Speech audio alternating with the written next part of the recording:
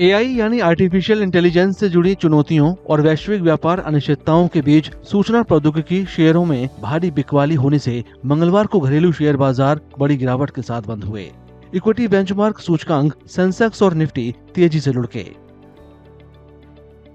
America और Iran के बीच बढ़ते तनाव की वजह से कच्चे तेल की कीमतों में तेजी ने भी निवेशकों की धारणा को प्रभावित किया।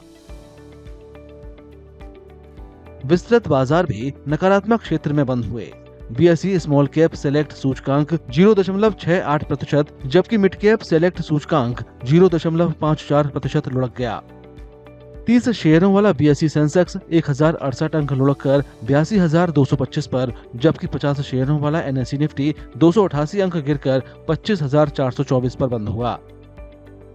सेंसेक्स में शामिल शेयरों में Tech Mahindra, HCL Tech, Eternal Limited, Infosys और टाटा कंसल्टेंसी सर्विसेज सबसे ज्यादा गिरे, जबकि NTPC, Hindustan Unilever, Tata Steel, Power Grid Corporation और टाइटन के शेयर सबसे ज्यादा चढ़े।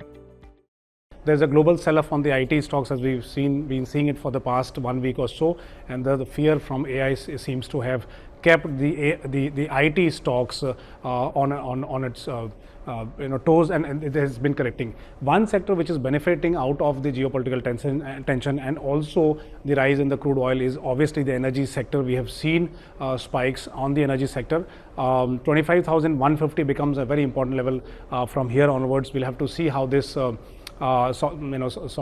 moves from here.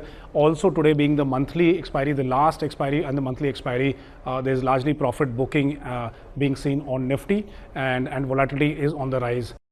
क्षेत्रीय मोर्चे पर IT, reality, telecom, financial services, auto और प्राइवेट सेक्टर के बैंकिंग शेयरों ने बाजार को नीचे खींचा, जबकि power, metals, oil and gas, energy, capital goods और पब्लिक सेक्टर बैंकिंग शेयरों ने बाजार की रफ्तार का समर्थन किया।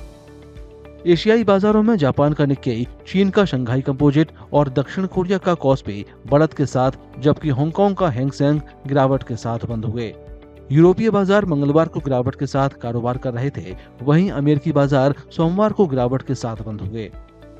विदेशी संस्थागत निवेशक सोमवार को शुद्ध खरीदार रहे, क्योंकि उन्होंने 3,483 करोड़ रुपए से ज्यादा के शेयर खरीदे।